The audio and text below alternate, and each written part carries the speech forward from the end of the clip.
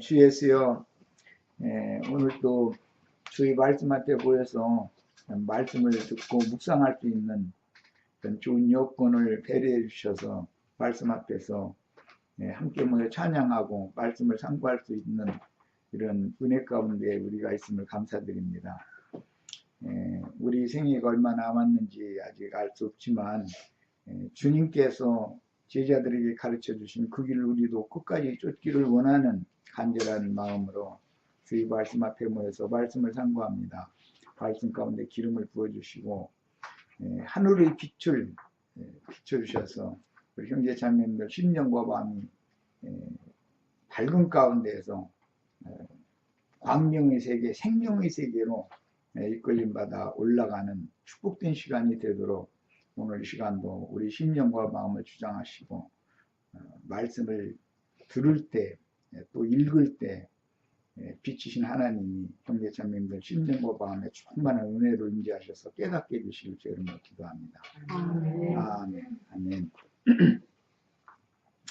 아멘. 자, 마태복음 오늘은 참 자리 한 번씩 다 가지셨죠? 오늘은 마태복음 말씀을 나눌 건데 19장 마지막 단락 말씀을 나눌 겁니다. 19장 마지막 단락은 쉽게는 23절부터 30절까지인데 문맥의 흐름을 이해를 돕기 위해서 20절부터 읽도록 하겠습니다. 자, 마태복음 19장 20절부터 30절까지 같이 읽습니다. 그 청년이 이르되 이 모든 것을 내가 지켰사온데 아직도 무엇이 부족하니까? 예수께서 이르시되 네가 온전하고자 할진대 가서 네 소유를 팔아 가난한 자들에게 주라. 그리하면 하늘에서 보화가 네게 있으리라. 그리고 와서 나를 따르라 하시니 그 청년이 재물이 많음으로 그 말씀을 듣고 근심하며 가니라. 예수께서 제자들에게 이르시되 내가 진실로 너희에게 이르노니 부자는 천국에 들어가기가 어려우니라. 다시 너희에게 말하니 낙타가 바늘귀로 들어가는 것이 부자가 하나님의 나라에 들어가는 것보다 쉬우니라 하시니 제자들이 듣고 몹시 놀라 이르되 그렇다면 누가 구원을 얻을 수 있으리까? 예수께서 그들을 보시며 이르시되 사람으로서는 할 수 없으나 하나님으로서는 다 하실 수 있느니라. 이에 베드로가 대답하여 이르되 보소서 우리가 모든 것을 버리고 주를 따랐사온데 그런즉 우리가 무엇을 얻으리까? 예수께서 이르시되 내가 진실로 너희에게 이르노니 세상이 새롭게 되어 인자가 자기 영광의 보좌에 앉을 때에 나를 따르는 너희도 열두 보좌에 앉아 이스라엘 12지파를 심판하리라. 또 내 이름을 위하여 신이나 형제나 자매나 부모나 자식이나 전토를 벌인 자마다 여러 배를 받고 또 영생을 상속하리라. 그러나 먼저 된 자로서 나중 되고 나중 된 자로서 먼저 된 자가 많으니라. 아멘. 아멘. 매번 말씀 읽을 때마다 그 말씀 내용이 상당히 이해하기 어렵죠? 오늘 말씀도 읽기는 했지만 너무 이해하기가 난해한 그런 말씀들을 읽었어요. 마태복음 이제 이 19장은 앞에서부터 이어지는 말씀으로서 어린 아이들과 그 다음에 부자를 지금 의도적으로 성경이 대비를 하고 있어요. 마태복음 18장에서부터 그 어린아이가 두 어린아이가 나오죠. 마태복음 18장에 보면 그런데 어린아이들과 같지 아니하면 결단코 천국에 들어가지 못한다. 이제 그런 말씀을 하시고 나서 19장으로 또 이어졌는데 19장에 보면 그 어린아이를 예수님께 데리고 와서 축복해 달라고 부탁하는 사람들을 향해서 주님께서 천국은 이런 자들일 것이다. 이렇게 말씀을 하신 내용이 앞단락에 나오고 나서 그 다음에 이제 오늘 우리가 읽은 그 부자에 관한 말씀이 16절부터 쭉 이어지고 있어요.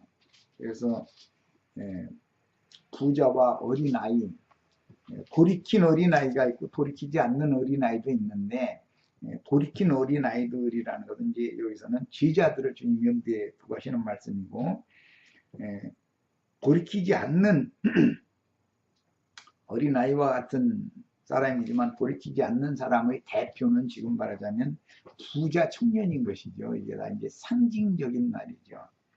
하나님이 보실 때는 성인이고 육신적으로는 다 어른들이었지만 그들이 말씀을 깨닫는 것이 어린아이와 같이 아련하게 고일뜬 말들, 긴가민가 이런 식으로 깨닫는 때는 어린아이라고 비유를 한단 말이에요.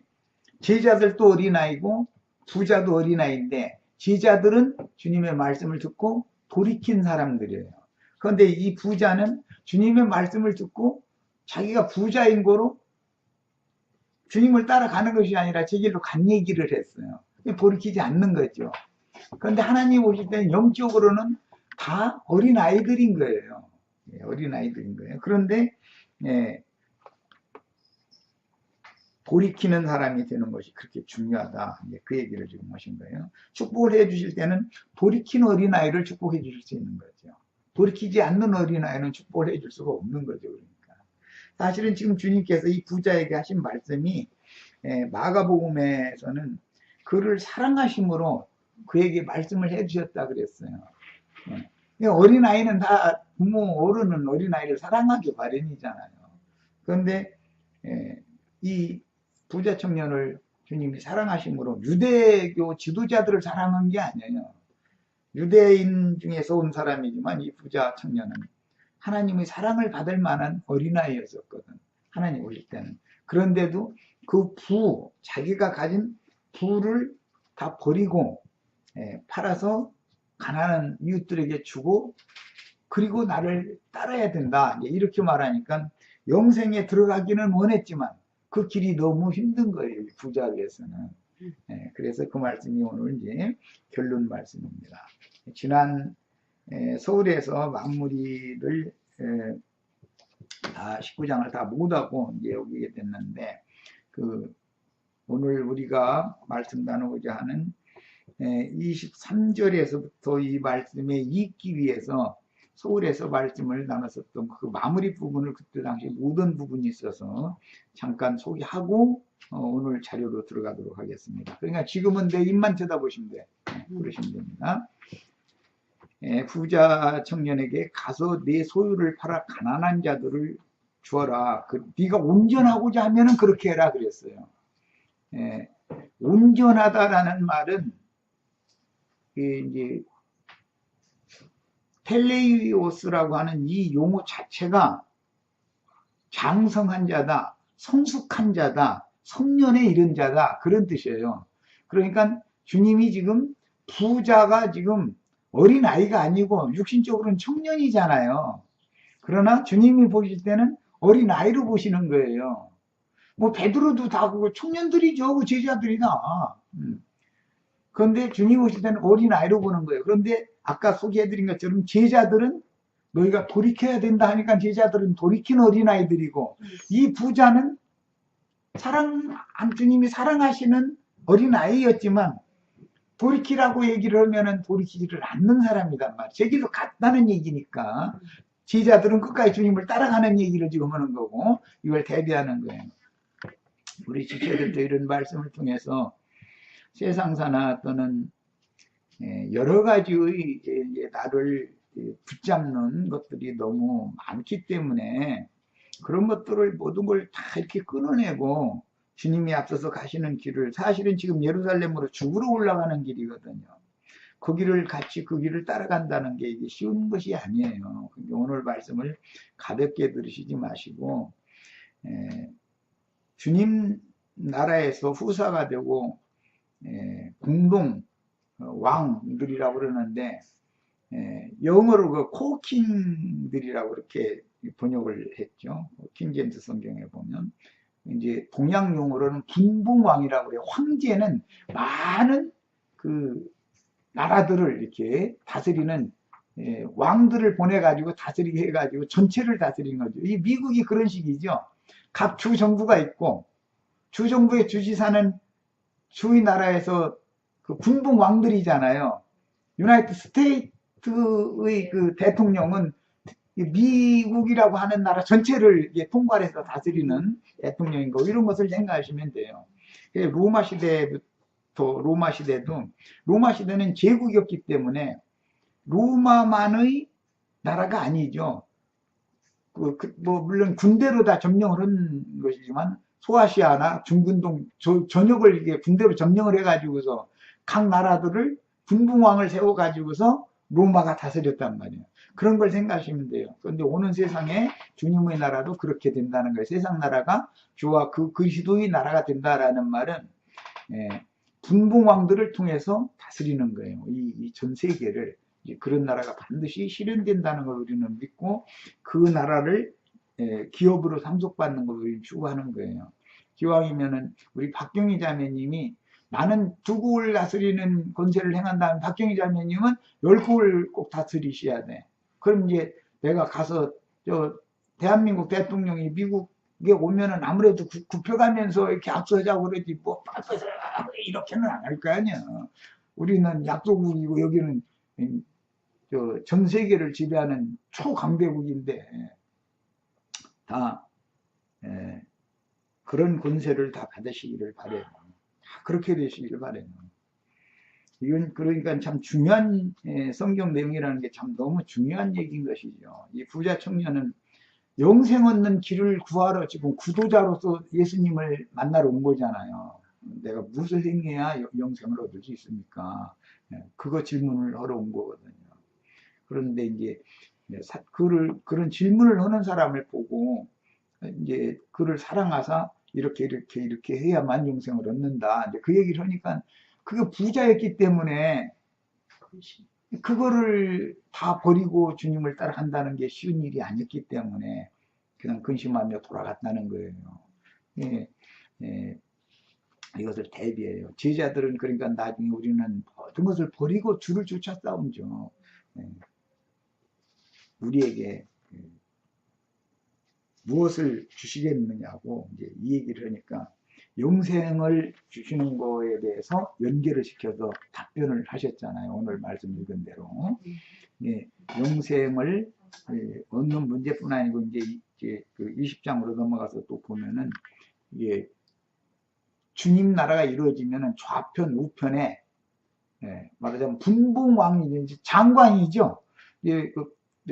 백악관에는 주지사들보다도 더 대통령을 자주 만날 수 있는 참모들이 있거든요. 각 부서를 다스리는 각 장관들도 있고 참모들도 있어요.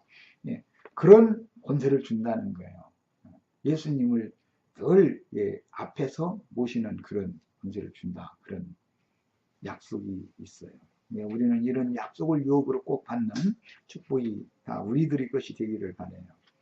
자, 이제 주님께서 네가 온전하고자 할진대 그랬는데 이 온전하다라는 것은 성숙한 그런 뜻이에요. 텔레이오스, 이 말은 성숙한, 장성한, 성년이 된 그런 의미예요. 그러니까 어린아이와 지금 대비하는 의도인 것이죠.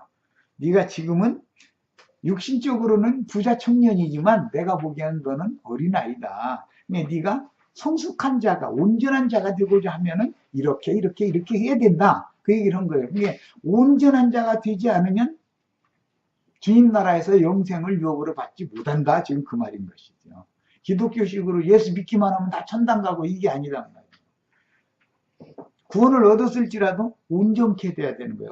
성숙한 자가 돼, 장성한 자가 돼야 되는 거예요. 이것이 오늘 말씀인지 흐르면 그 다음에 가서 네 소유를 팔아서 가난한 자들을 주어라. 이 말을 이제 세상적으로 표현하자면 이것이 온전케 되는 조건이라면 재산이 원래 세상적인 재산이 있어야 뭐 팔아서 당 주고 말고 할 거 아니야. 이게 지금 재산이 없는 사람은 그러면 온전케 못 되느냐 이제 이런 것을 생각을 해볼 필요가 있어요. 이게 주님의 말씀은 전부 천국에 관한 말씀을 하는 중이지 세속의 어떤 소유를 팔으라는 말이 아니다라는 걸 여기서 알 수가 있는 거예요. 자, 이제 예수님이 그 부자를 볼 때는 그가 젊은 나이에 성공한 부자 청년이었고, 그는 이제 킹제임스 성경에는 공의회 의원이라고 번역이 되어 있거든요. 그의 가장 치명적인 약점은 뭐냐면 율법 지식을 포함하는 세속에서 가르치는 종교적인 지식이 굉장한 수준에 있는 사람. 유대교의 공회의원이라면은 유대교의 법전이라고 하는 것이 성경이기 때문에 성경에 대해서는 아주 해박한 사람인 그건 뭐 말할 것도 없는 것이고, 이스라엘 나라의 국회의원이거든요. 공회의원이라는 것은.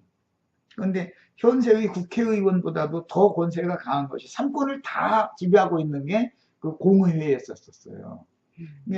이 정치도 할 수 있는 것이고, 법도 만들 수 있는 것이고, 재판도 할 수 있는 것이고. 세상 나라가 그 정부가 있고, 입법부가 있고, 사법부가 있고 이러잖아요. 이 삼권을 다 가지고 있는 게 유대인의 공의회거든요. 이게 참 그냥 일반적인 국회의원의 수준을 훨씬 넘는 권세를 가진 그런 사람이었어요. 그렇기 때문에 그 사람은 주님께서 이제 계명들을 지켜라 그러니까 자기는 어려서부터 그런 계명 다 지켰다고 이제 그렇기 때문에 네가 그럼 온전하고자 하면은 가서 네 소유를 다 팔아서 가난한 자를 줘라 하고 또 말씀을 하신 거예요. 처음에 영생을 얻으려면 내가 뭘 행해야 하겠습니까 하니까 계명들을 지켜라 그랬죠.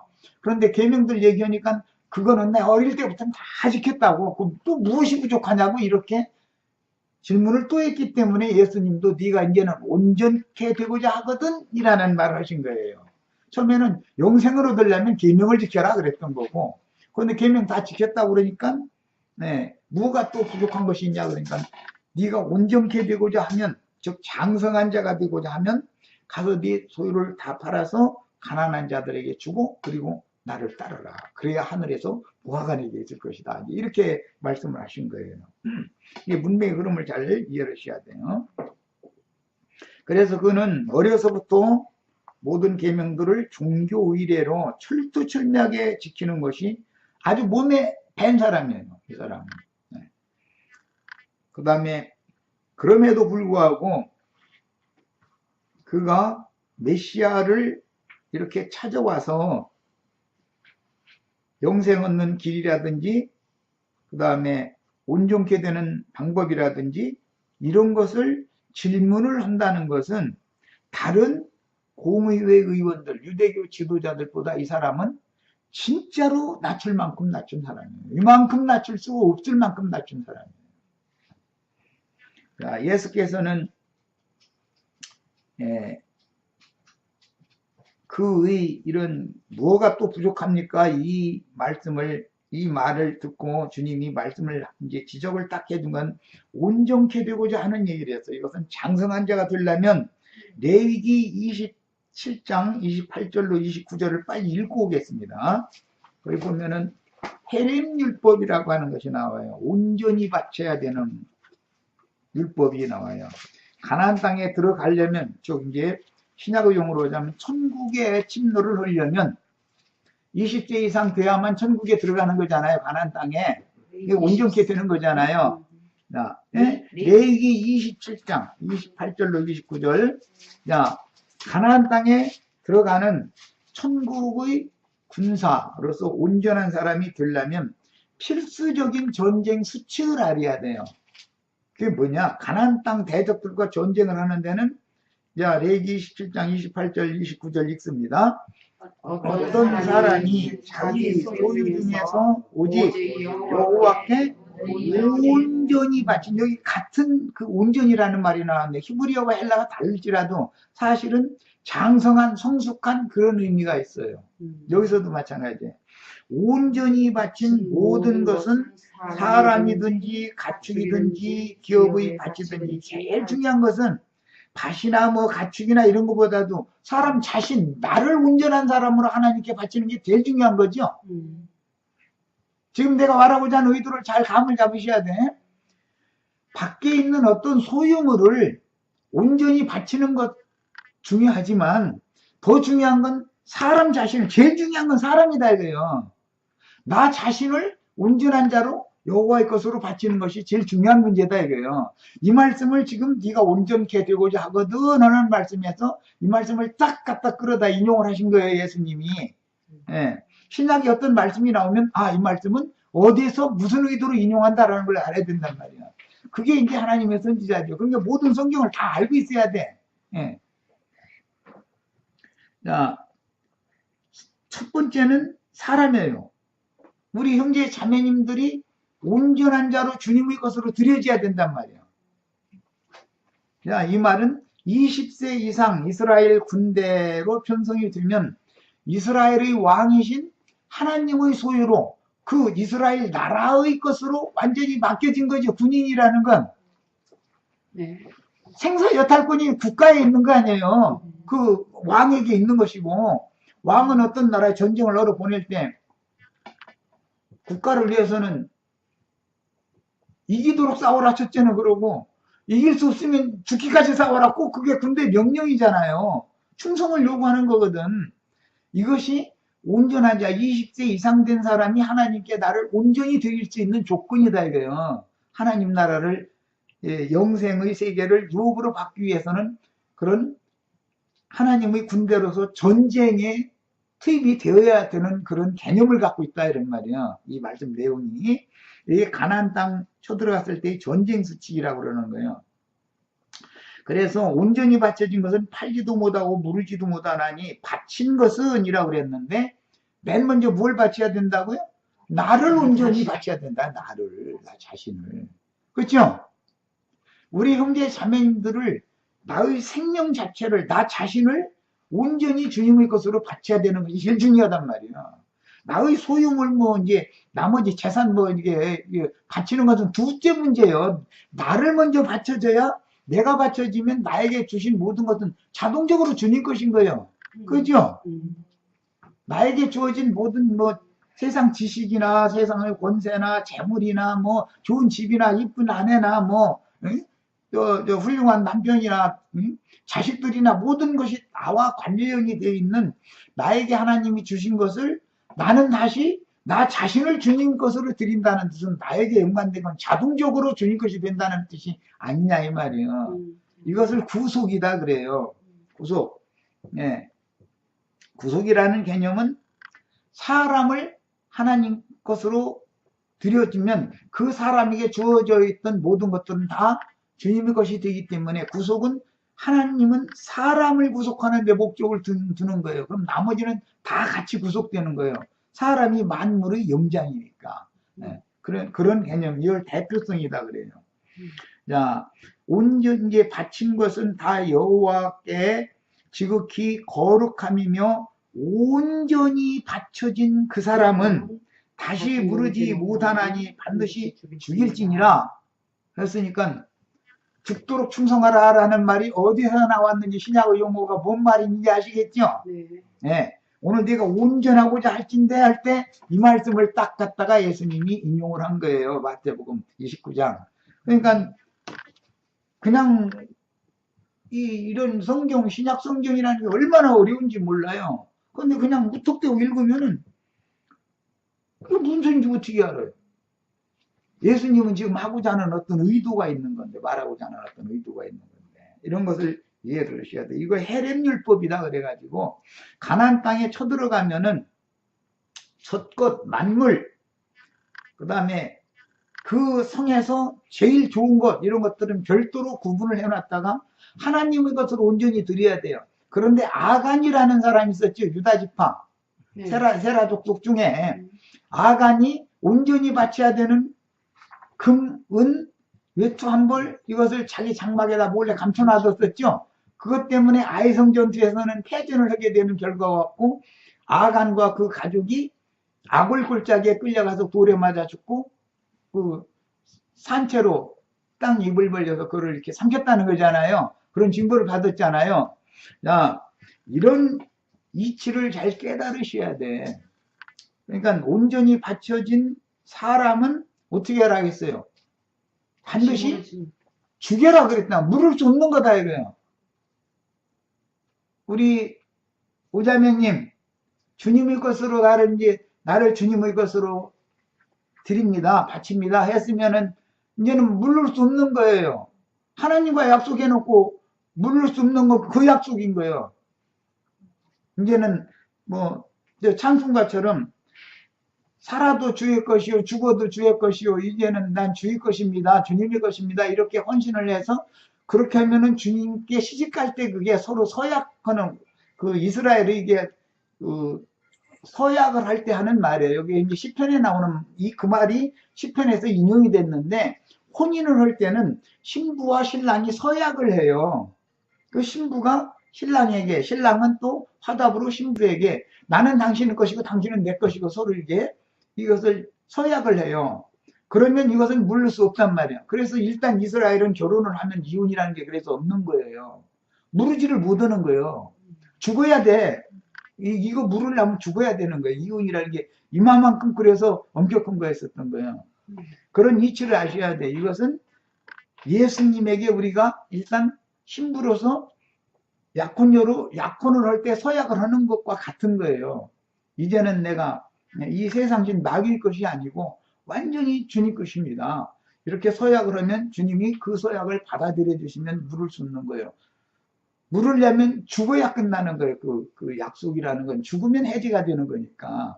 그런데 여기서는 이제 주님의 말씀을 적용할 때는 군사는 죽기까지 싸워야 되는 거예요. 죽도록 충성해야 되는 거예요. 그걸 요구하는 거예요. 이해하셨죠? 말하고자 하는 의도를. 네. 네. 자, 그래서 예수께서는 지금 이 부자 청년이 영생 얻을 것에 대해서 내가 무슨 선한 일을 행해야 영생을 얻을 수 있습니까? 라고 질문을 하니까 계명을 지키라고 그랬어요. 그랬는데 그건 어릴 때부터 자기는 다 지켰대잖아요. 그러면서 무엇이 아직도 부족한 것이 있습니까? 그러니까 예수님이 네가 온전하고자 하거든 그 얘기를 했어요. 그 얘기는 어디서 인용했다고요? 레위기 27장 28절로 29절 그 율법을 무슨 율법이라고 한다고요? 헤렌 율법이라고. 전쟁 수칙이다. 그러니까 죽도록 충성해야 된다. 이제는 주님의 것으로 나를 바쳤으면 우리 박자매님 이제 네. 결단하셨죠? 네. 예. 그렇지 않으면은 분봉왕이 안 되니까 말이에요. 분봉왕이 될 수 없는 거예요. 예수 믿으면 다 천당 가고 뭐 그런 식으로 가르치는 기독교계 사람들, 목사들 자신도 이게 뭔 뜻인지를 마태복음 19장 이게 뭔 말이고 어디서 왜 이런 말을 인용했는지를 모른다니까. 사람들이 뭔 말인지 어떻게 알아요 이거죠. 그래서 그런 가르침을 계속 받다 보면 어제 마침 히브리서 말씀 우리 종강 말씀 나눈 것처럼 초보이통만 계속 반복해서 하다 뭐 온전히 안 되는 거 아니야.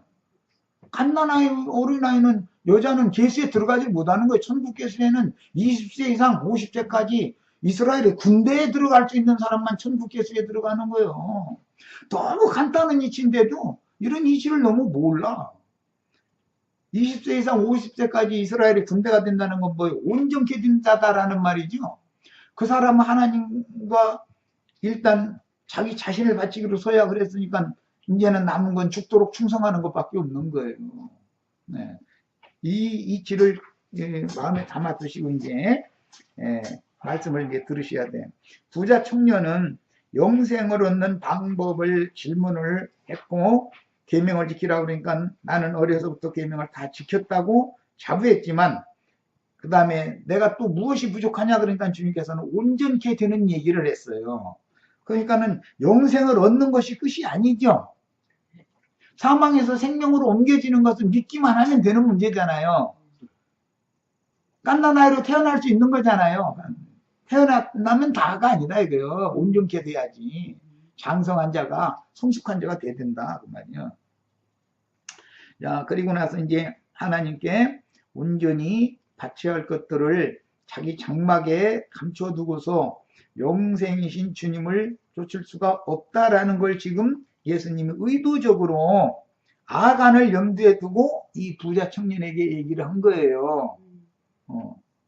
너 나한테 올 때는 영생 얻는 거 추구하고 온전케 되는 거 추구한다고 나한테 와서 질문했지. 그런데 내가 보니까 네 장막 속에 뭐 감춰놓은 것이 있는데 그랬단 말이에요.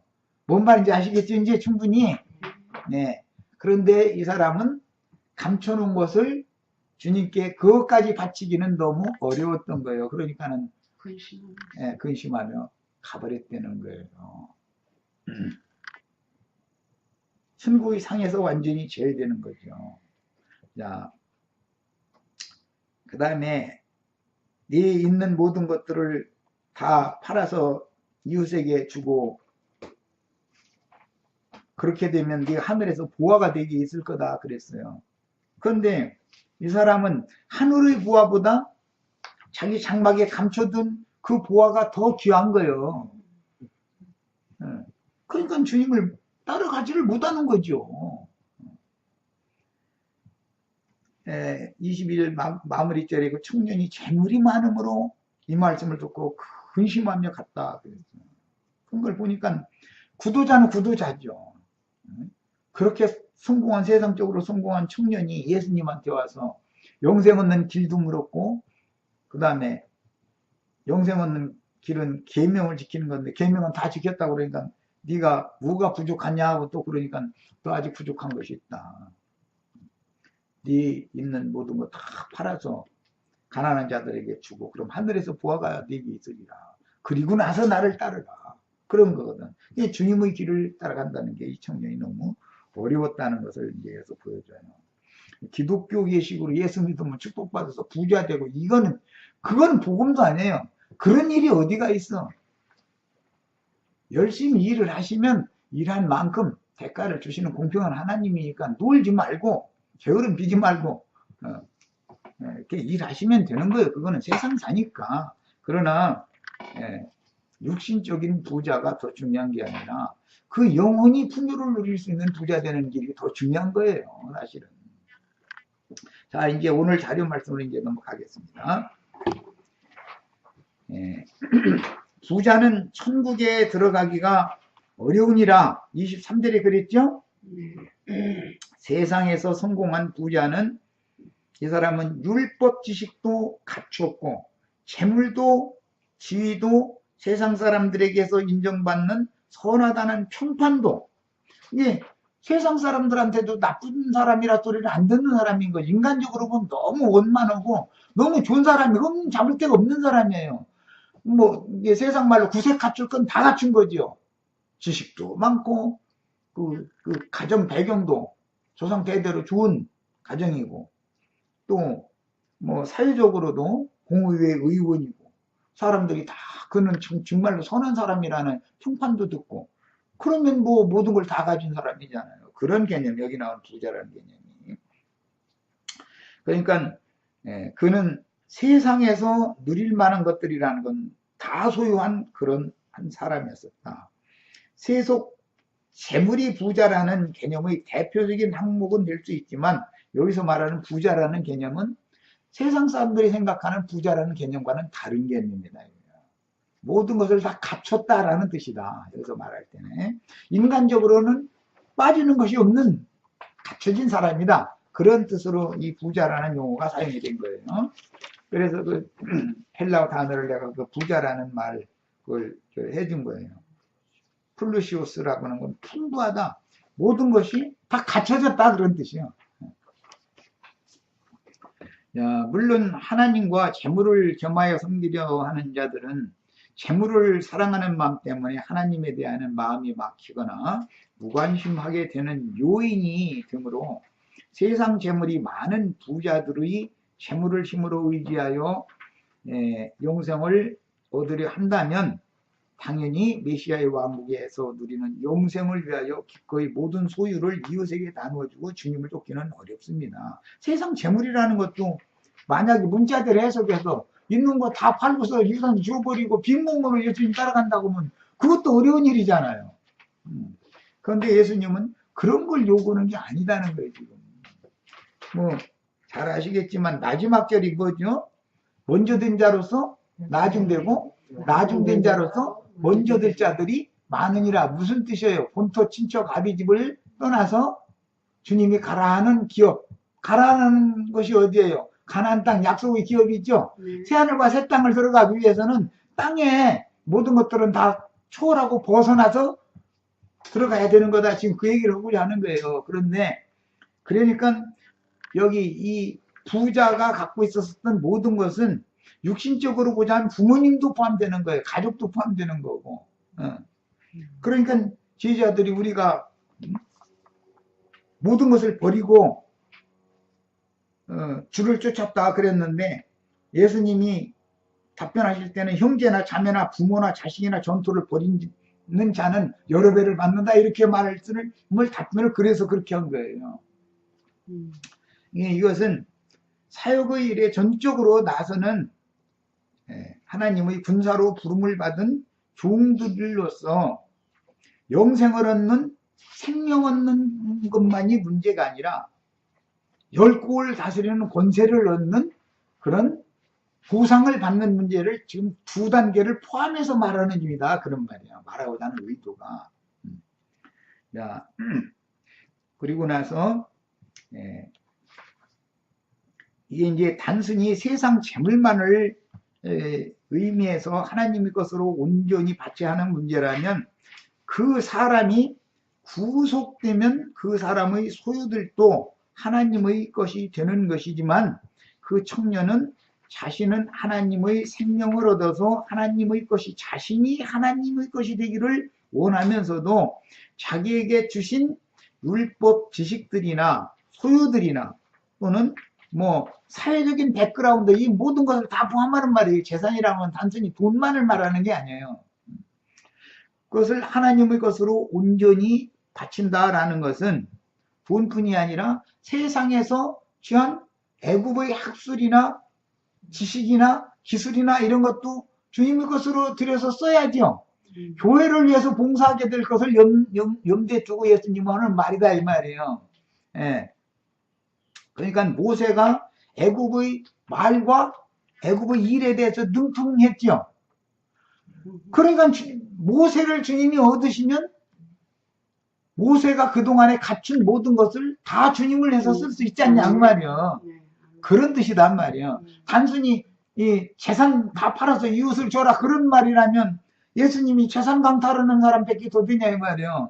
그런 뜻이 아니다. 그러니까 자기 재산이 있으면은 애써서 모은 거 있으면 잘 간수하시고 하시되 이것은 어차피 교회를 위해서 주님 나라를 위해서 쓸 필요가 있으면 써야 되는 거예요. 쓸 때는 쓸 줄을 아는 사람이야지 모으기만 하고 쓸 줄을 모르는 사람은 제일 뭐랄까 불행한 사람이죠. 네. 재산만 많이 모았다 가서 후손한테 물려주면은 재산 때문에 동기간끼리 칼부림 나는 집도 있어, 집안도 있어요. 누이와 오빠가 법정에다 세상 법정에다가 재산 다투면서 재판하고 앉았고 그 기업들 다 그러죠. 그것만 봐도 세상 재산을 후손에게 물려주는 것이 마귀의 시험거리를 내 후손에게 물려주는 거다 라는 인식을 해야 된단 말이야. 그래서 사람이 합당하게 버려야 되고 쓸 때도 또 합당하게 쓸 줄 알아야 돼요. 쓸데없는 데다 쓰지 말고. 그 다음에 이제 마태복음 19장 24절로 갑니다. 다시 너희에게 말하노니 낙타가 바늘귀로 들어가는 것이 부자가 하나님 나라에 들어가는 것보다 쉬우니라. 비유를 하실 때 엄청난 대조되는 비유를 하신 거죠. 네.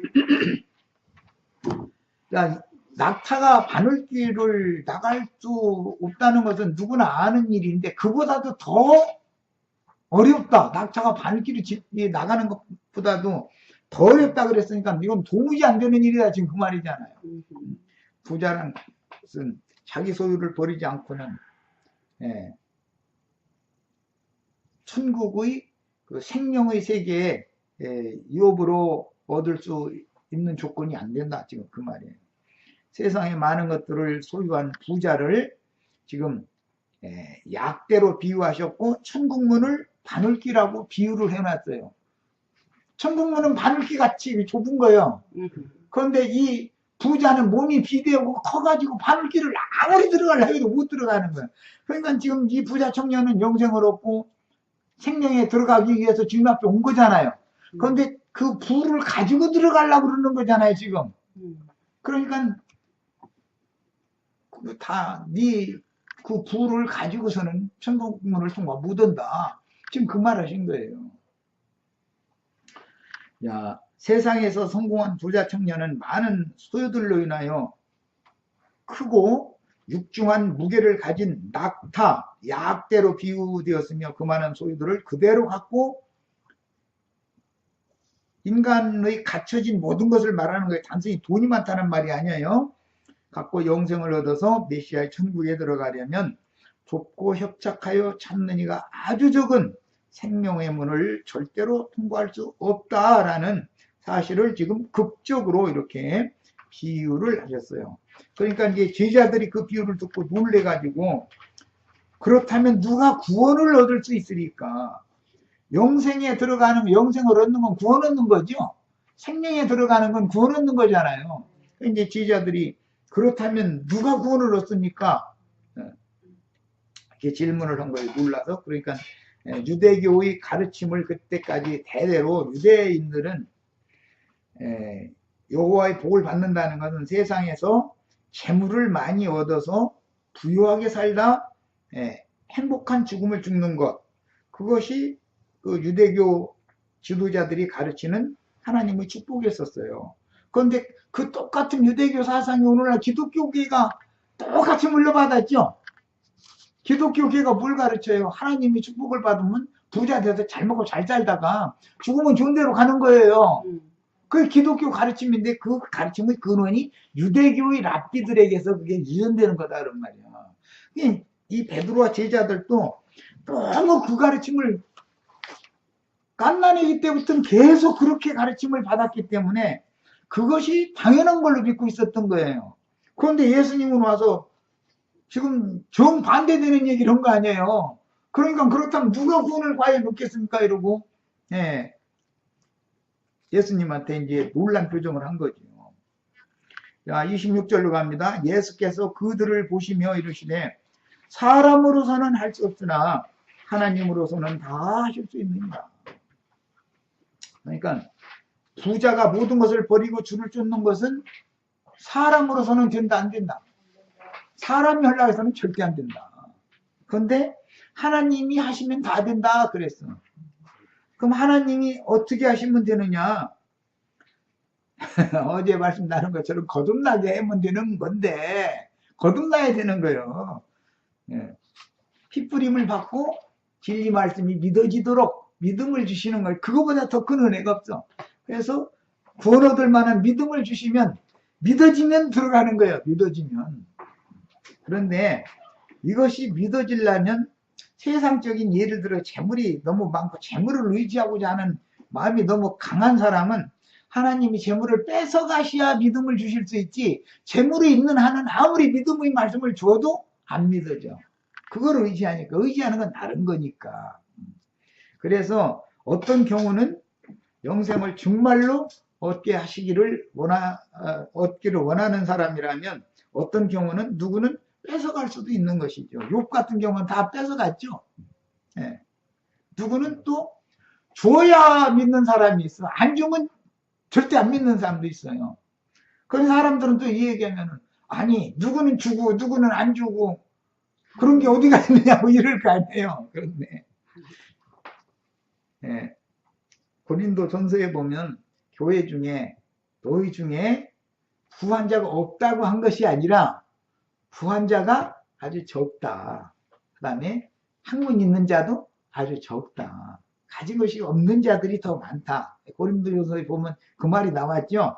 그러니까 소수는 부자도, 세상적인 부자도 천국에 들어갈 수는 있지만, 교회 생활을 할 수는 있지만, 교회 생활 도중에서 도태돼 가지고 영생의 세계로 들어가는데 불합격 받을 소지가 굉장히 많은 것이죠. 이것을 잘 생각하셔야 돼. 그래서 이 세상에서 자기 분수에 지나친 많은 부를 소유한 상태로 주님이 주시는 그런 본의, 좌우편에 앉는 본의까지 받는 그 온전케 되는 자가 되기는 어렵다. 새 속의 어떤 많은 가진 것이 있으면 생명이 어린 상태로서 신앙을 바칠 확률이 너무 많다는 거예요. 시험거리가 되는 거예요. 세상 사이 많은 것을 가지고 있으면 그게. 그래서 이것을 사람이 온전케 되어져 가지고 먼저 그걸 자기가 다스릴 수 있고 자기가 잘 제어하고 조율할 수 있으면 아주 좋은 거죠. 그런 거 보면 이제 금상첨화라고 그러죠. 그런데 사람이라는 게 그렇게 되기가 쉽지가 않다는 거예요. 그래서 일단은 성경에서 온전케 되는 자들은 일단은 다 걷어가시고 나서 하나님이 다시 주시는데, 그런데 욥 같은 경우는 뭐 갑절로 주셨다 이제 이렇게 했죠. 그래서 일단은 걷어가신 다음에 하나님이 주시는 경우, 그것은 사람을 먼저 만들어 놓고 주시는 경우이기 때문에 그런 경우가 금상첨화다. 세상에서 원래 가지고 들어온 걸 가지고서 거기다 더해주는 경우는 없는 거죠. 일단 미국에 오실 때 돈 가지고 왔으면은 돈 다 날라가야 돼. 그리고 여기서 노력해 가지고 버려야지. 그렇게 해서 주신 거래야지. 한국서 가지고 온 것 가지고서 거기다 자꾸 더해주셨으면 이 사람은 구원을 못 받는 건 아니지만 시험거리가 된다 이거예요. 사람이. 그래서 어제 말씀 나눌 때도 우리에게 있는 둘째 장막의 제단에서 나오는 것을 먹는 사람도 있고, 그럼 먹을 사람이 따로 있어. 그것은 반드시 많은 연단, 고난을 거쳐서 지각을 사용함으로 선악을 옳게 분별할 수 있는 능력을 주시는 사람이란 말이에요. 그렇지 않은 사람은 선악을 분별을 할 때 그냥 천연적인 사람으로서의 선악 기준을 가지고서, 즉 양심의 법을 가지고 선악을 구분해 버리려고 그러는 거예요. 그러나 하나님의 선악은 기준이 다른 것이거든. 이런 이치를 깨닫기가 어려운 거죠. 이게 말씀이라는 게 온전케 된다는 게 얼마나 쉽지 않은 일인가를 잘 생각하셔야 돼요. 자, 그 다음에 세상의 성공과 많은 재물과 사람의 칭찬을 사람이 버릴 수 있다면 그게 쉽지 않죠. 연예인들 뭐 보면은 참 웃기는 얘기지만 다 그 사람들은 뭘 먹고 산다고 그러죠? 인기를 먹고 살죠. 그 사람들이 스트레스를 제일 많이 받는다더만. 우리는 그런 걱정은 않는데 인기가 떨어지면 자기는 밥줄 눕잖아요. 거긴 퇴직금도 없는 거 아니에요. 연예인 사이는 퇴직금 없죠. 자기가 열심히, 그 퇴직금이 어디 가서 자기가 열심히 벌어놓은 걸로 나중에 인기 떨어지면 뭐 식당을 차리든 뭐 가서 사업을 해서 그건 이제 먹고 살아야 되는 거 아니에요. 그러니까 이 사람은 인기가 얼마나 올라가느냐, 그것만 향하여 그것만 바라보고 살다 보니까 스트레스를 얼마나 받는지 연예인들이 암을 많이 걸린다는 거예요. 연예인들이 스트레스가 해소가 안 되는 거죠.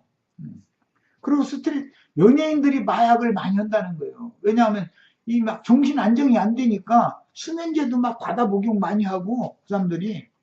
그리고 정신과 병원에 가서 신경안정제 이런 거 처방받아서 자꾸 먹었었고, 연예인들이 그런다는, 우리는 그럴 일이 없잖아. 근데 세상 인기 안 준 것이 얼마나 감사한 일인지 몰라. 우리 박자매님 크게 웃었는데, 박자매님 인기 주면은 여기 와서 앉았을 필요도 없죠. 몰라고 여기 앉았겠어. 빨간불, 파란불 왔다리 갔다리 하는데 거기 가서 노래자리라도 부리든지 뭐 춤을 추든지 뭘 해서 뭐 인기를 얻어야지. 그런 게 어쨌든 그건 이제 하나의 예표를 내가 말씀을 드린 건데, 인기를 먹고 사는 것이 그게 사람을 굉장히 피곤하게 한다는 거예요. 그 기독교계 목사들도요, 나도한 형제처럼 이렇지를 않은 거, 무하면 하여튼 그렇게 스트레스를 받는다네. 그 나도한 형제도 스트레스는 받기는 받지만, 난 웬만하면 털어내려고 그러거든. 다 주님께 어차피 맡기는 일인데, 뭐, 이제 이러는데, 끌어안으면 스트레스 받아서 못 살아. 우린 그렇게 사시지 마셔야 되겠어. 주시면 감사함으로 받고, 안 주시면 어쨌든 밥은 안 굶길 것이다라고 믿습니다. 이러고 살고, 이러고 하는 것을 훈련을 해야 돼요, 우리는. 자, 이제, 일단 걷어가셨다가 많이 주신 대표적인 인물이 욥이었죠. 욥은 하여튼 싹 걷어가는 거예요. 그리고 나서 다시 준 거예요. 한국에서 돈통이나 가지고 미국에 이민 오면은 돈 냄새를 그렇게 한국 이민 온 사람들끼리 그거 얼굴만 보면 아 저 사람 여기 생내기다 온 지 며칠 안 돼가지고 돈 있겠다 이런 걸 다 보면 안다 돼 또. 그래가지고 어떻게든지 접근해가지고 그거 이렇게 사기 쳐먹는다. 한국 사람들 사기 쳐먹는다 소리 듣는데 그 괜히 하는 소리인지 실제로 그런 일이 있는지는 몰라도 어쨌든 무슨 방법이 됐든 일단은 원래 가지고 있었던 걸 다 빼앗아간 다음에 다시 하나님이 주신 걸 가져야 그게 진짜로 축복을 받은 거예요. 이런 그 생각을 딱 꼭 바꾸셔야 돼. 자, 이제 27절로 갑니다. 이에 베드로가 대답하여 이르되 보소서 우리가 얻은 것을 버리고 주를 따라 싸운데 그런즉 우리가 무엇을 얻으리까? 아, 시간이 너무 많이 갔나? 생각보다. 네, 자 마치겠습니다. 일단 시간이 너무 많이 갔네.